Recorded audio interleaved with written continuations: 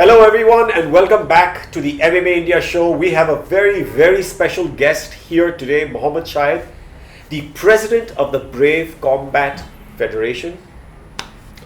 Pleasure to be here. Thank you, Mohammed.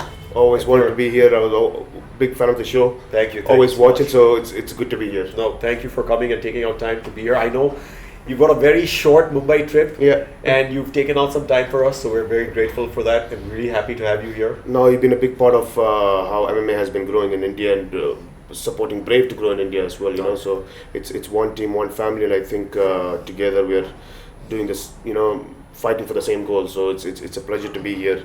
Excited to have this conversation. Thank you so much. And first of all, congrats. I think September 6th, Brave is gonna be completing 6 years.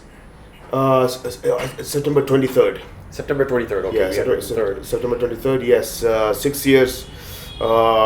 We wanted to do what we achieved now as 28 countries to be the most global MMA promotion. We wanted to do that actually in 2020, but of course, you know, the COVID years were not easy for anybody, you know, but we had to survive those 2 years, and we're happy that in our 6th year we're hitting those targets that we promised. Yeah, because it's amazing. 28 countries in 6 years. Yeah. That's really, really special. And I think doing it in the first 6 years, I don't think any MMA production No. has managed to do that. So, can you tell us a little about the journey, how it started as well? 6 years, of course, is a long time, and I've been fortunate to see two of the Brave fights live, one Yes. in Mumbai and one in Yes. Bahrain. So, Yes. and I've absolutely loved the production and the fighters. Definitely. So, can you tell us a little about how the beginning as well?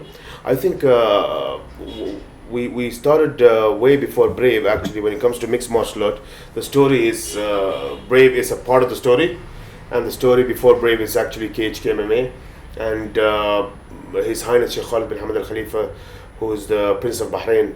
It was this individual that made all the difference. Today, when absolutely. people look at it, a lot of people ask me, how is Middle East so popular with mixed martial arts and combat sports today? You know, that we see all the biggest events Yeah. happening in the region. And they're like, we never thought they're supposed to be into combat sports, you know, like culturally it's not supposed to happen, or they're not into that fighting culture. But somebody has to take that responsibility of changing that sport if you have the passion for it. Yeah. And His Highness did that when he started KHK MMA. And although he's into the big sports, whether it's football, cycling, Tour de France, Ironman, you know, you can think of the different sports that's there in the country and the region, and he's involved with it, Yeah. whether it's as a team or whether it's as hosting the events. So he's involved in every part of the sport. Yeah. But then when it came to MMA, we didn't know where to start. And His Highness was like, you know what, let's take some, let's do some kind of a test run with this. So we split the kind of athletes into 4 different tiers. So the first was guys who are fighting in the biggest organizations. And then we had guys like Khabib, Islam, who are already fighting in UFC. And then we bought them, they were part of the KHK MMA team. And we bought them to Bahrain, and they were training at KHK MMA team. And then we had the second tier, which was more like guys like Hamza Kohiji and Eldar Eldaros, who were professional athletes, but having the experience of being a pro athlete, but looking at being in a big organization, and climbing those ladders. And then the third tier was guys who are just turning pro. So they're 0-0, debut, getting into the pro world. And the fourth was the amateur level, so before the pro, the amateur athletes.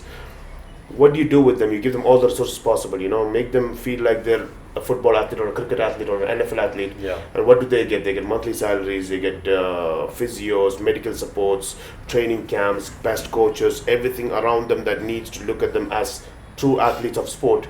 So we put that test and checked how would that work when we do that for MMA athletes. And the results was amazing. I mean, I won't explain about Khabib and Islam, but the other tier, like Hamza Kohiji is the biggest star in the Middle East today. He's the best bantamweight, number 1 ranked bantamweight in the Middle East. He just fought for the title in Brave Combat Federation.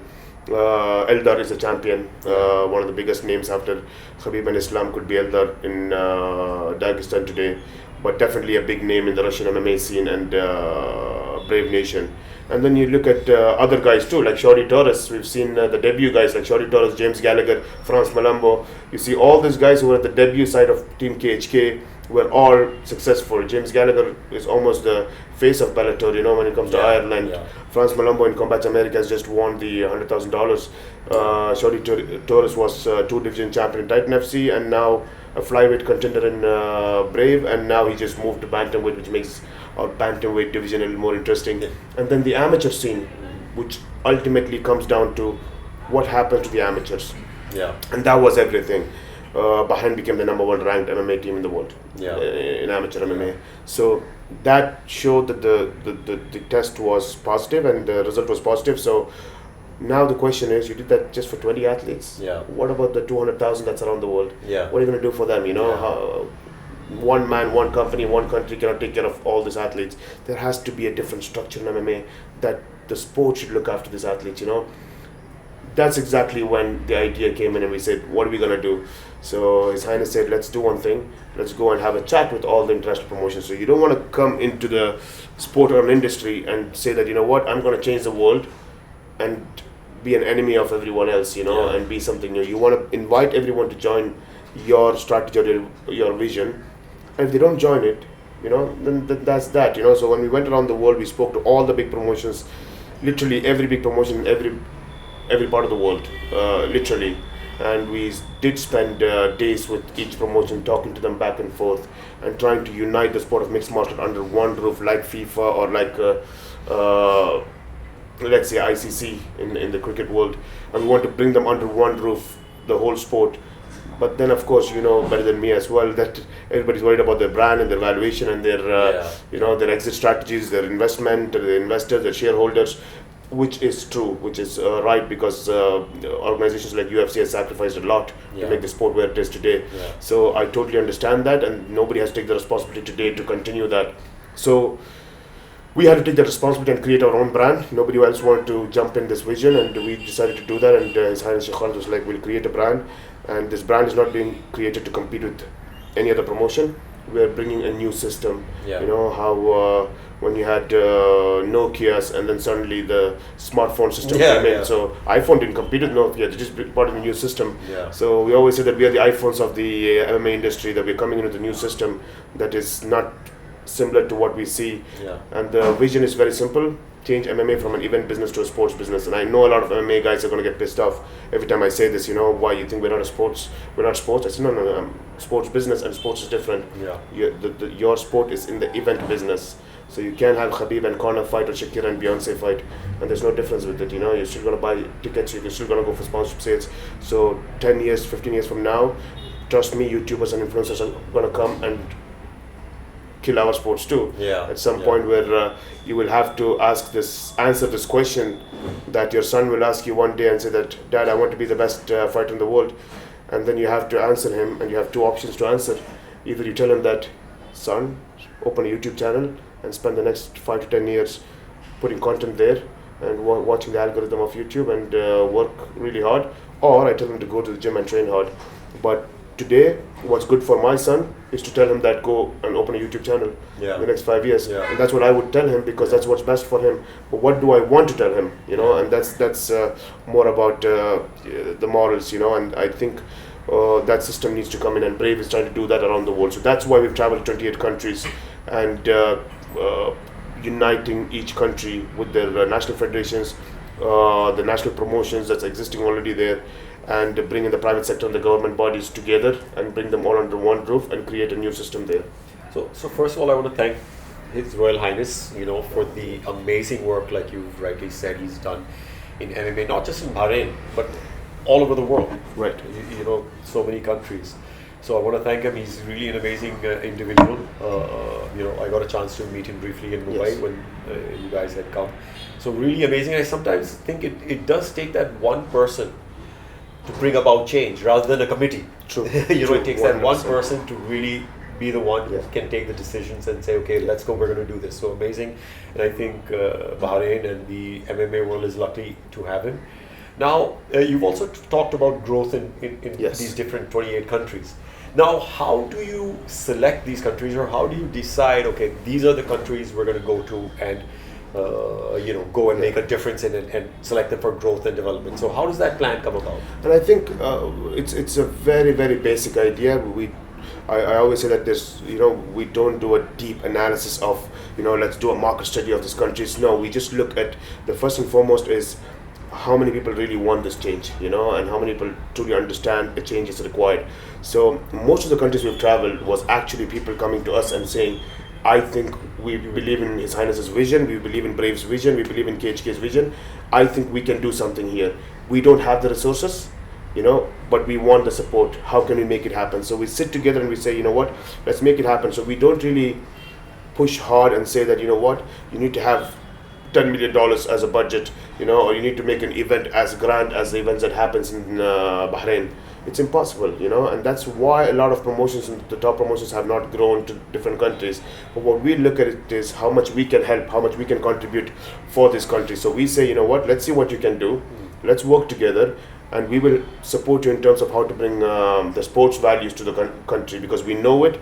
Because as Bahrain, MMA has today become a national project rather than just a sports project, Yeah. So we know how to translate that idea into different countries. So when we come to India, it is not going to be just an MMA project in India.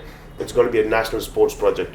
So it's going to be a 360-degree content strategy, 360-degree development strategy from the grassroots level, 360-degree empowering strategy for the federations. So everybody's going to be a part of it, and the industry does not limit to promotions and athletes. The industry is MMA media platforms, MMA gyms, MMA management companies. There's so many people that's trying to make a living around the sport, and we are all poor together or we're all rich together. And how do we?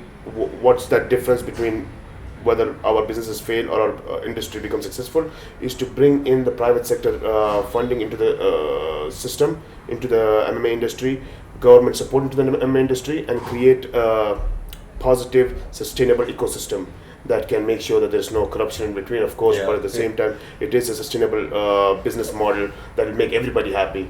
That way, we don't have to sit down and worry about what's happening in USA or what the MMA media platforms in USA are posting, and we have to follow it, because then it's a different story for us, and say that, we have the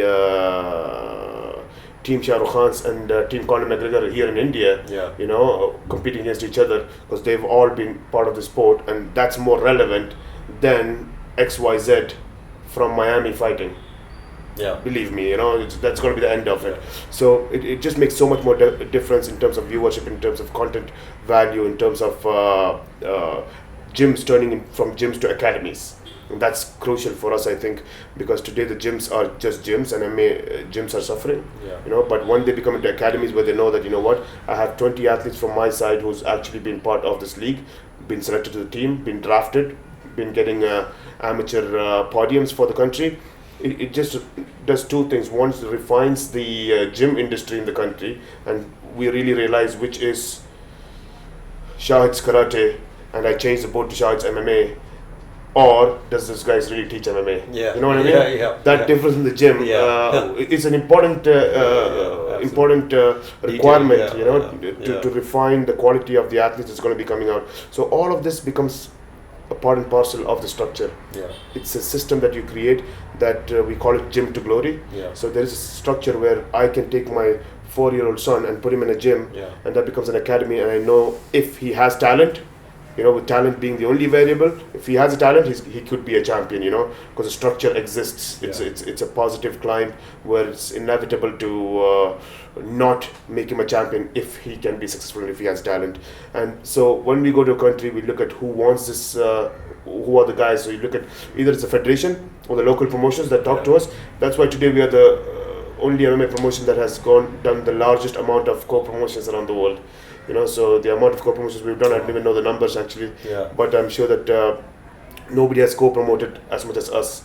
And the reason why is these co-promotions that we're working with are the people who are sacrificing and working hard in their country. They just don't have the resources to go global like we do. So we have to give them the globalization factor, global value, while they get the benefit of what they have been doing for the past 5 or 6 years at a national level. Bring the federation on board and bring the whole country's people together. So it's more of a looking at who wants it more, So that's why you see us going to countries that people are like, why did they choose that country, But it's more about they coming to us and talking to us, and that's how we go forward. So for all the countries who are listening in, all you have to do is ask them nicely and they will help you. Yeah, say puchna and you will get some help. But jokes aside, you guys have done some amazing promotions. Production value is amazing. Now, one thing people are aware of, but I want to again mention it, is you produce some amazing fighters who have gone on to become even bigger names, Right. As well. You know, they become huge. You guys have discovered them. Yeah. Fighters like Topuria and Khamzat. Yes. you know Khamzat being one of the biggest names Sure. in MMA now. Definitely. So, how does that is that part of this process? Yeah. You know, the gym onwards also. Do you discover them during the same process? Is the scouting the same part of the same process, or is there a different a method for the scouting?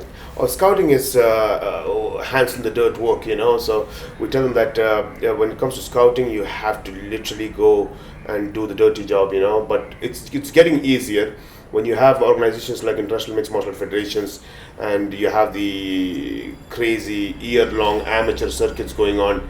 It's so much more easier today to look at the amateur circuit and see who are the next up-and-coming Mohammed Makayevs of the world, Shorty Torreses or Mohammed Makayevs of the world. You know, it's so much more easier. But you still have to go and literally have a few crazy guys who love to watch fights. Yeah. You know, the same guys that bought pay-per-view, paid for buying the pay-per-views to watch an interview of Conor McGregor.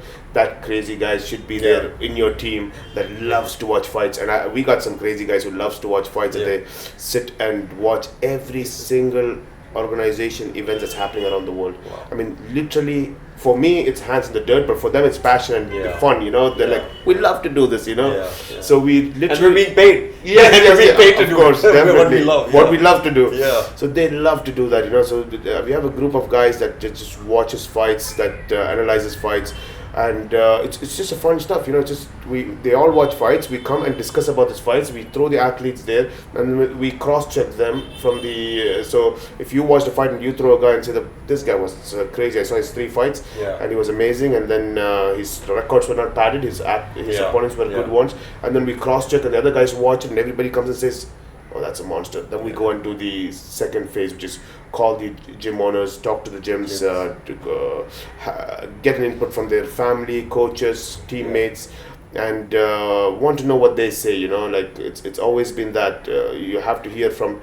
Like, I could be just a talented guy naturally, and then you talk to my brothers, and they're like, he doesn't train, he doesn't do anything, he eats whatever he wants, he's just naturally gifted. And then you realize, okay, there is the mindset is different. He's not there, but he still is a gifted athlete, you know. So you get a lot of inputs from family and coaches and teammates.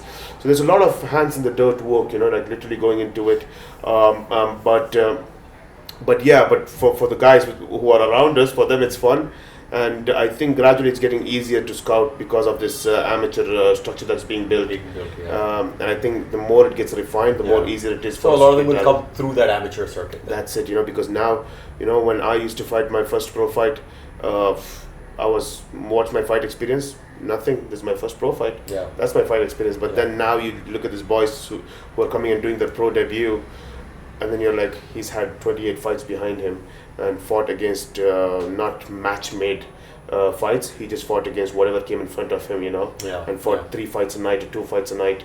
So that's the experience they bring into before they go to a pro debut. So nowadays, you see a guy saying a pro debut, you should be worried. You should say that, wait, hold on, let me see his amateur experience, you know. So there's so much more. The amateur competition is so much more crazier now.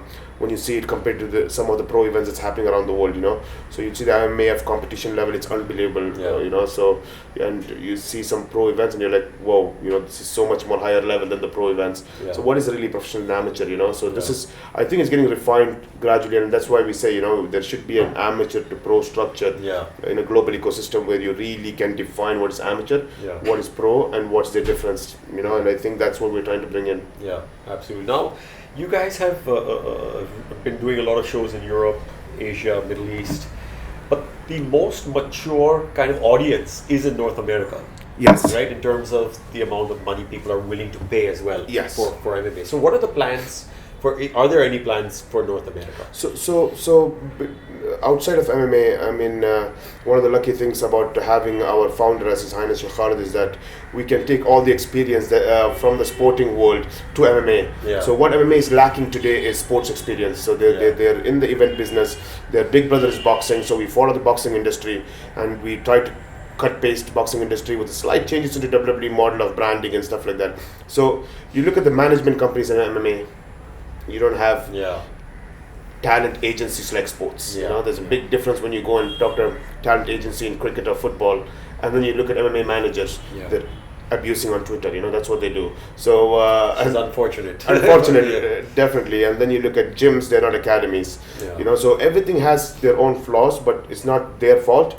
It's the industry is still young. And somebody has to come and refine it and reform the industry of MMA. So that's what we want to do. So at that point, how do we reform it? We take the experience of the sporting world. So why do we have to try and be smart to create something new? You know, look at what's happening in the sporting world. You have the IOCs, you have the FIFAs, you have the sports that's been doing this for hundreds of years.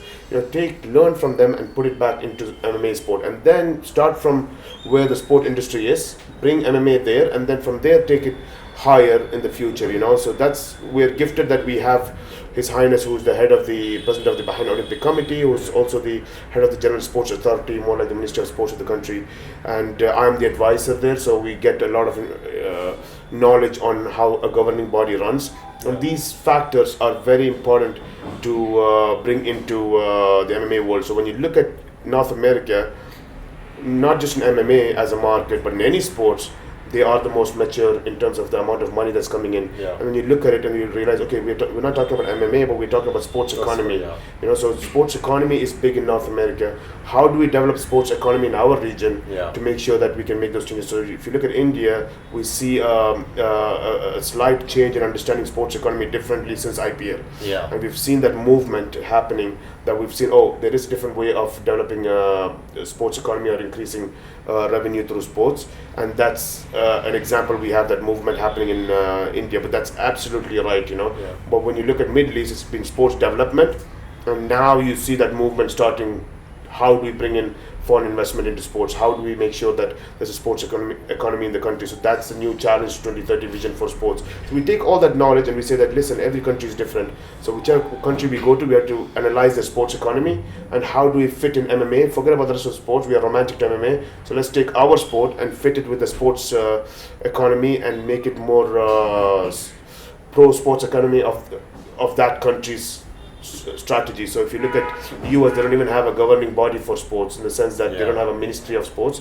So they have more in each state. They've got a commission, athletic commissions, definitely, but they don't have a ministry to look at it because their economy works around that. So when you go to countries like Brazil, they do have a system of how to promote sports, and we look at it. You know, we look at Brazil and we're like, how do their athletes get so much money, and they become such a big star, so the sports is growing at such a fast pace. And then you realize that they have a strategy in terms of taxation, so where you can actually take the tax funding. So you want to do an event and you can get government writing you 2 million reais, and then you can go to a multi-million-dollar company and tell them that, from your tax, can I take this much money, and they can fund you for it. So for them, they cut their marketing cost, but they're giving their tax money that's anyways going to the government to you for the sports, so which makes it easier for you to go and compete. But then we don't know what is corporate tax or income tax in our country, so we don't have to talk about that tax going into sports. So all we have is VAT, which came in recently. So we don't know what tax is. We're just learning tax. It's a new topic for us. So realistically, what do we do with those countries? How do we get the private sectors to fund in those countries? So every country is different. We look at what's their sports economic movement and how do they want to develop it, and how can MMA provide those sports values. Today, sports is going to be the biggest business in the future. We all are seeing that change happening. So how do MMA fit into that? How do we become part of those businesses? How do we give sports values to a nation? Because a country always looks at sports hosting events for a reason, and they want to see the sports values. So MMA has to provide the sports values to the nation, but be part of the sports economic movement and fit into that and be pro to those systems. And every country is different, so we have to look at that as a factor. But we've already seen that automatic viral growth of MMA anyways, in India or Brazil or So Middle that was East. going to be my next question: is how do you see that growth in India? Oh, 100%. And then how are you channeling it? Is it just with doing more events, which is also great, of course. Sure. You've done, I think, 3 events here, right? 3 events, yes. Mumbai, Hyderabad, and Delhi, was it? Which was the third? Both in Hyderabad, I think. Two Hyderabad? 2 Hyderabad and 1 Mumbai. Yeah. So 3 events. So is it just more events that you've planned? And how do you view India as a market? How important is it within Asia and your overall plans as well? You have this obvious MMA markets, like you mentioned, where there's a lot of investment going into the sport of mixed martial art, like the North American countries, Middle East, Russia. A few of the countries out there where there's a lot of money going into the sport. Keeping these obvious MMA countries aside, and then you look at the rest of the world. Yeah. India, for me, is one of the highest potential countries for mixed martial art, and there's several reasons for that. One, experience-wise, like we were talking earlier, that India do have an experience of MMA. They're not new to mixed martial art. A lot of people in India think that, okay, MMA is a new sport. No. We've been in MMA since 2006, way before a lot of other countries or regions have been in mixed martial art. Yeah. And you did have more promotions, more athletes, more federations. Sorry, but more gyms. Then many continents. Yeah. So if you look at continents like Africa, we're the first international promotion to actually go to Africa, and they have, you look at such a big continent and you see the MMA growth, and then you compare that to India, and then you see the amount of promotions and the involvement. So when you think about MMA, one, experience-wise, since when MMA is there in the country, we've started very early, more than many other continents. Two, how much of involvement does the most important sector, which is the movie industry or the entertainment industry of India, have in the sport of mixed martial art? We've seen that too. We could name celebrities, and we could also well, there have been a couple of movies made around MMA as well. Sultan Brothers, and then there was one more movie. Yes, and I've also seen, when I was coming from the airport, I saw Liger, which is going to be another movie that's going to be coming out as well. I think it's something to do with MMA as well. So there's a lot of movies, actors involved in it. So all of that's been there. Then you're looking at money pumping into the industry. Yes, there's been multiple promotions there at a big level, small level, average level. It's all the types, So you have every factor of, and then you look at the interest of international organizations, not just Brave, but if you look at organizations like ONE or UFC, they've also shown interest in the past. They have not executed it, but they've shown interest in the past. So they do see it as a market. It's just not us who loves the country saying it, but there are people who are in the industry at the top level saying it too. So there's all this researches that shows that, wow, that is a big market, a market that has everything that is needed to push forward and make it happen. What's missing is a centralized structure, and that's not just in India. That's a global MMA problem that we're trying to solve, and we are coming there to create a global ecosystem. But a global ecosystem does not happen until you have national ecosystems, and then that becomes into continental ecosystems. Eventually, under one roof, like the FIFA system, becomes a global ecosystem. So we are here to come and bring this industry together.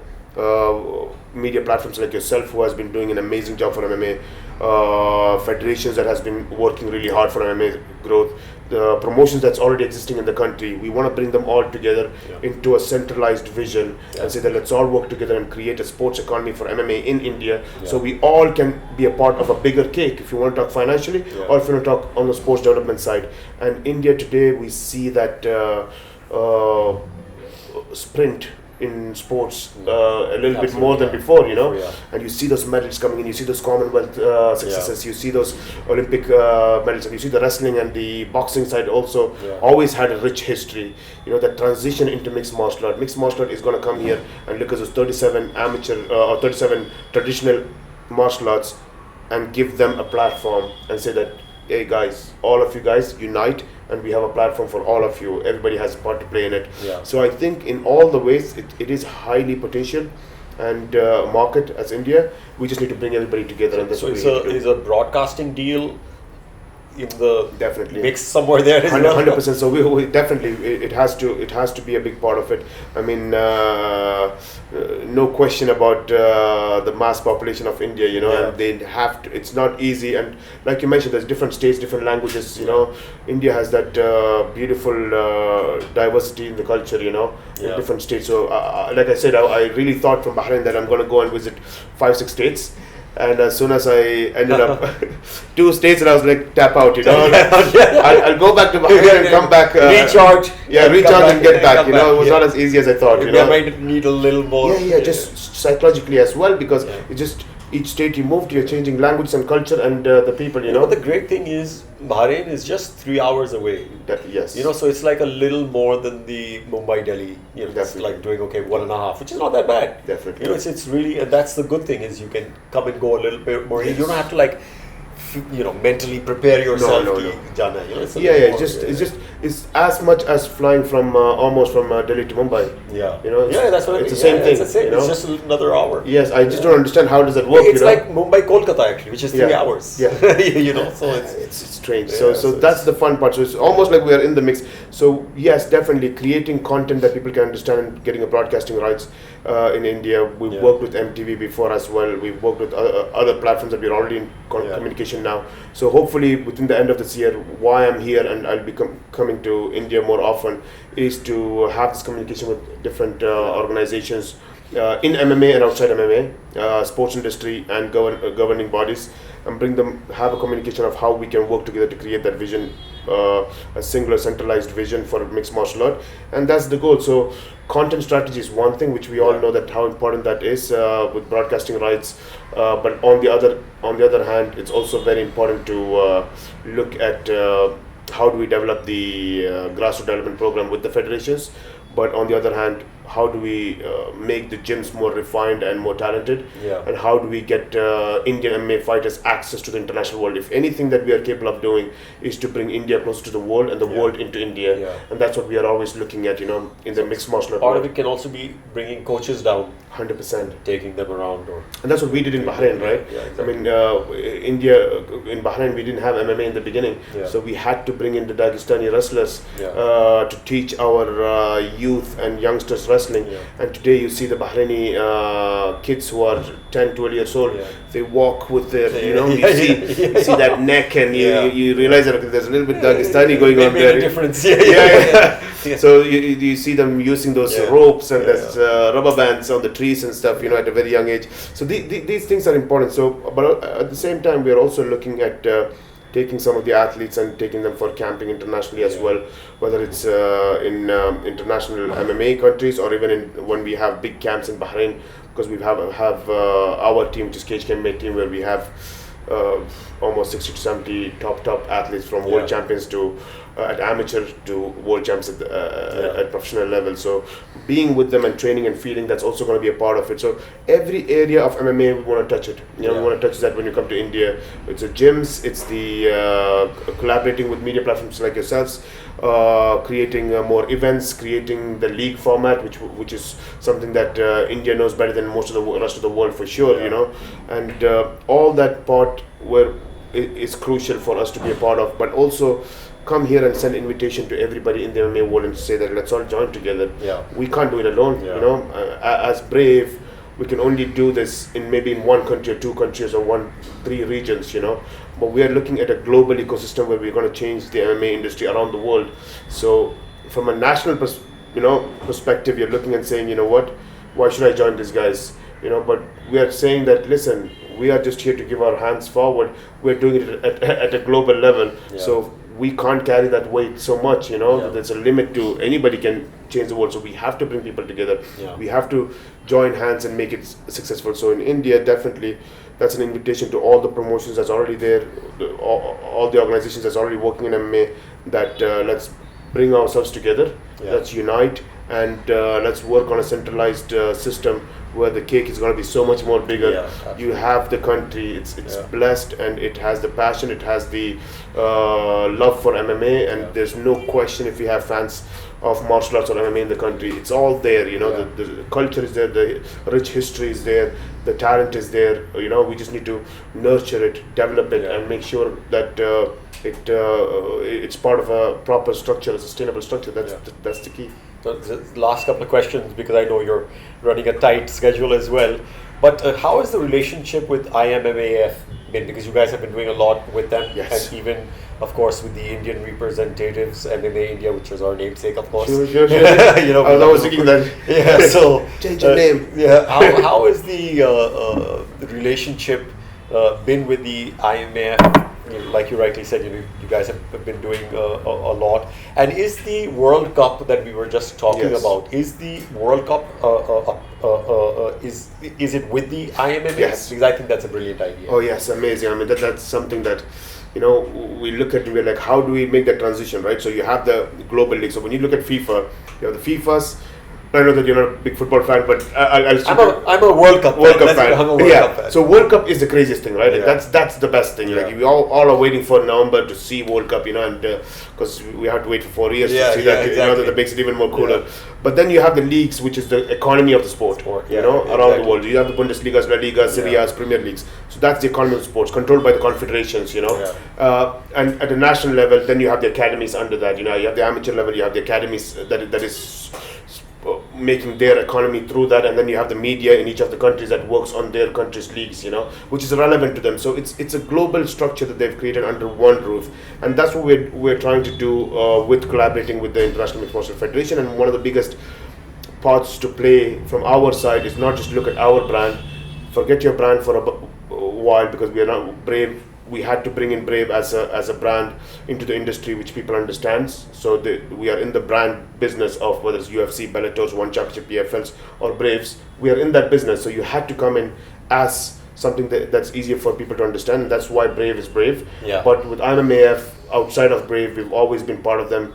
And in 2017, we've taken the World Championship from UFC Fight Week and brought it to the Combat Week in Bahrain. And since then, you see records being broken every year, the number of athletes, the number of countries, the quality of the production, how big the production is for the World Championships. And then we had the COVID, which hit.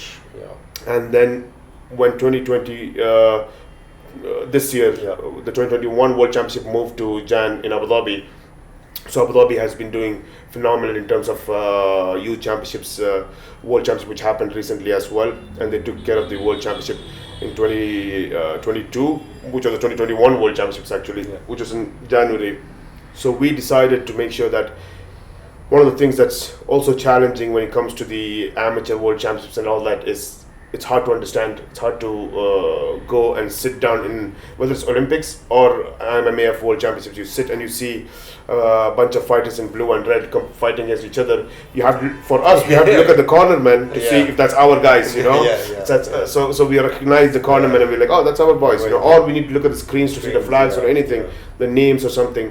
So there should be an identification. So for people who are not really into mixed martial art, it's harder for them to understand what's going on in Olympics or World Championship, So because it's an amateur scene, a lot of people don't care about that really. But this is what we want to change. So we want to make it more of a team versus team or country versus country format. So that's one important thing. One benefit of MMA Super Cup that we did, which was a year-ending or season-ending competition for IMMAF. So we took the ranking of the top of the ranking from all the competitions that IMMAF holds, the Oceanians, Asians, Europeans, until the world, and we look at the top 6, and then we give the top 6 plus 2 wildcard countries that that's been involved with the development of MMA, and then we bring them on board, and then we got them to compete in the MMA Super Cup. So it's easy to understand because one, it's team versus team. So you have Ireland fighting against Bahrain. So today's match is Ireland versus Bahrain, 9 against 9. So that makes it so much more easier. You have your Irish jersey and I have a Bahrain jersey, and we're going against each other. And then for me, who doesn't know me, I just look at the score and I say, oh, it's 4-4, last fight, So it's easy for me to understand. So the key point was easy to understand, but on the sporting value side, we need to make sure that there are competitions that makes the federations earn money. That's important. So when we go for a competition, we want to make sure that why World Cup is so big is because you get 30 plus million if you win the World Cup. Yeah. So that's why we all value it, but it's been years of valuing it that today we forgot why we value it and why it's such a big thing. Yeah. So I always say that to understand sports, you have to realize, you have to ask a question that if I could grant you a wish and you are a football fan and I tell you that your country can be number one in football, but you have to choose Olympic gold medal Yeah. or FIFA World Cup, Yeah. and you always choose FIFA World Cup, and you don't know why, for some reason, Yeah. because both are number one, but Yeah. FIFA World Cup is much more bigger. Yeah. You'll understand sports, Yeah. because that's the financial values that come behind, which we don't realize it, but years of that happening, the value of that increase. So there is a value behind the financial incentives that the country gets, and it's always about developing the sport, so they could take that, federation would get that funding and reinvest in the sports in their country, which MMA really requires now. So the top 3 places have prize money, and last and final benefit of the sporting value of this MMA Super Cup is that you don't have to pay a registration fee. Yeah. So you as a country don't have Yeah. any excuses saying that, Yeah. oh, I would have Yeah. competed for the country, but no, you just had to go and bring your best 9 athletes. So I think it's an amazing idea in terms of easy to understand sports values, the best talents fighting against each other from the country at the amateur level. So it's amazing, and I think that we are excited that IMAF is doing this and collaborated with this strategy, and Kerith has been an amazing partner, friend, and visionary, and we click really quickly in terms of where MMA should be. Our goals and our ideas are similar, and I think that with IMAF, we can create that FIFA system, Yeah. So that's the goal. While they work on the Olympic side of things, and they're doing a phenomenal job in trying to get MMA into Olympics, we take care of the other side, Right. which is to create that economic structure. Yeah. So you could be an Olympic sport, or you could be Yeah. an ICC, Absolutely. and no need Olympics, but we're still going to be a rich federation and a Yeah. rich Yeah, sport, yeah. So you could be one of them. Yeah. So we want MMA to be both. Okay. So IMAF is looking after the IOC side, and we think we want to create a global ecosystem where there's a sports economy in MMA. So it's together, and we're working very hard on that. But when it comes to India, there's multiple federations, like I mentioned before, but all are good friends of ours. We don't have any differentiation between this federation or that federation, because I was a part of the growth of MMA from a very long time. So I always say that MMA in India is personal for me. Yeah. And I've been friends with all the federation guys who are running the federation, who's running promotions. We know each other, So Of course. nobody's strangers. Yeah.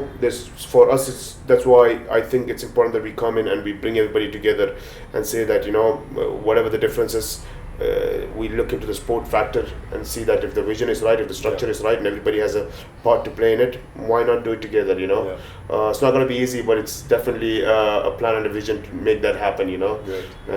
And who joins will be part of it, and who decides not to, it's their choice. But in the end of the day, I think it's time for us to look in India for what's best for the sport. And we've done so much for the sport, for sure. Yeah, but there's been some point where we feel like, that let's not take that bigger step and the bigger sacrifice. But I think it's time for us to do that, and we're very close to do that. Now, my last question is around the finance side. Yeah. The money side, since we've been talking about money as well. Is last year you had said that MMA is going to be one of the most lucrative investments in sports. Investment, yes. Right? Yes. So can you tell us a little about that, and from the sports promoter's perspective? Yes. Something a little behind that statement. Yeah, it's a very simple. When you put it's a simple math, or let's formula. You take the fastest growing sport in the world. Now you cannot say it's fast growing. You have esports competing a little bit with that. But definitely the fastest fan base growth in the world, right? So the fastest fan base growing sport in the world. We have seen no sports valuation grow as fast as MMA promotions valuation from the economic side of things. So the fastest valuation growing sport in the world. Yeah. And the most globalized sport in the world. So we've seen only football globalize at that fast pace. We've never seen any other sports being able to globalize as much as MMA. I mean, it's overtaken football as well in terms of how fast it's globalized.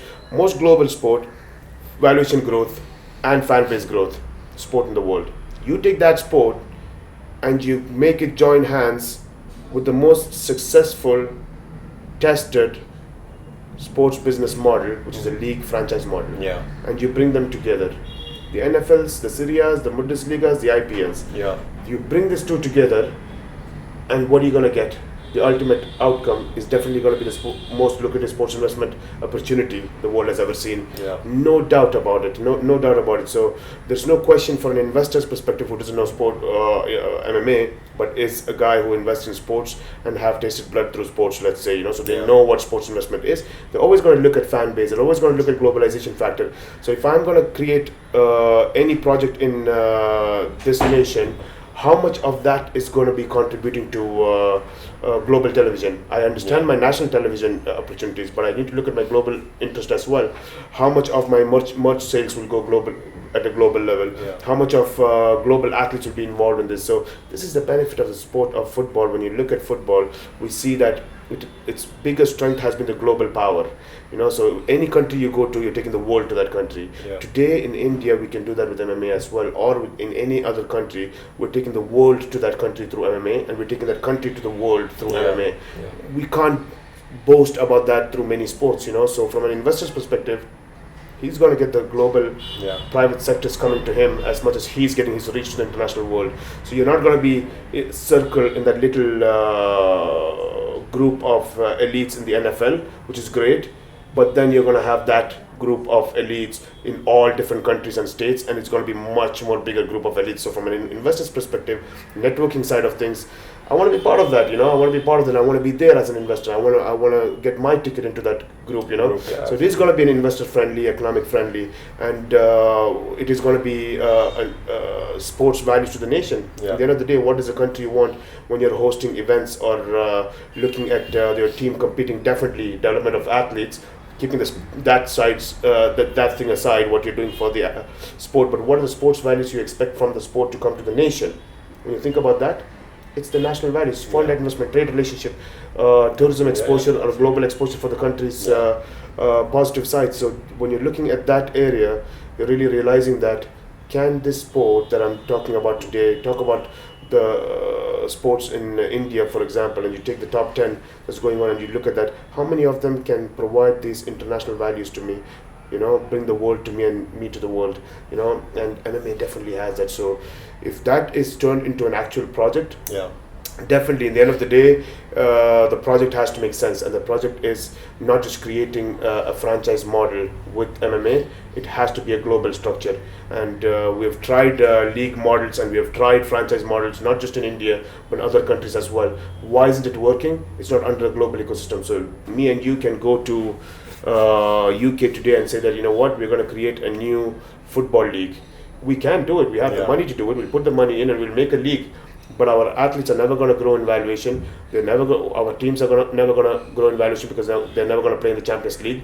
They're not part of the FA. Simple as that. They're not part of this big structure. So whatever league and how much our money we put and how much our endorsement power we have, we're not going to be part of that economy of football, because they have that structure where the trading and the players' valuation, the club's valuation, everything is part of that structure under one federation, which is going at a continental level and at a global level to the World Cup side. So it is one big sandwich. So that's what we want to create with MMA, and that way, when you look at the league or the MMA project in India, you will not just see a national project. You will see a national project that is joining hands with multiple national projects and continental projects. So this, I think, is going to be the right way to move forward, and that's what we are here to do, and that's why we've traveled to 28 countries and worked with national federations and promotions, and we're trying to stitch them all together, under one umbrella, and empower the international federations to be on top and be governing us. I mean, nobody else is going to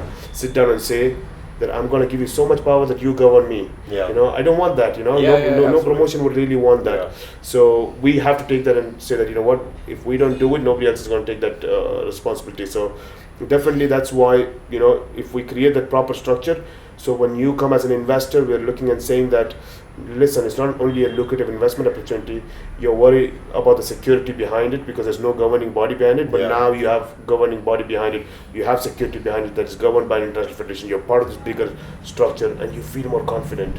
Otherwise, you're going to look and say, I don't really trust these guys. And from a lot of histories as well, I don't really think that investing in MMA might be the smartest thing, but today it could be if we build that structure, and that's what we are bringing on the table in MMA India. That's the project we are putting on the table. It's a 360-degree project, A to Z, gym to glory, and I think that everybody should be a part of that. Yeah. So before going, you spoke about merchandise. One of the first meetings I had was with Aditya PS, who gave me a Brave T-shirt. The very first meeting. Unfortunately, it was small for me. So the next time I come to Bahrain, I'm going to pick up a large. Oh, definitely. So, but it's amazing, and I love the name as well. Yes. You know? Now you have to be brave to make a bold, a special move like this. You know, so I think that's where His Highness was sitting and saying that if we are going to do something, to be a leader. Rather than be a businessman. That's what we're doing in the MMA industry. In the MMA industry, we are leaders. And the difference between a leader and a businessman is, sure, businessmen can also be leaders. But a leader from a businessman is very simple. You don't mind losing some amount of money, and your balance sheet is red or green. It's not the most important thing. The most important thing is the development of sport, and where you can pick these people from behind and bring them forward.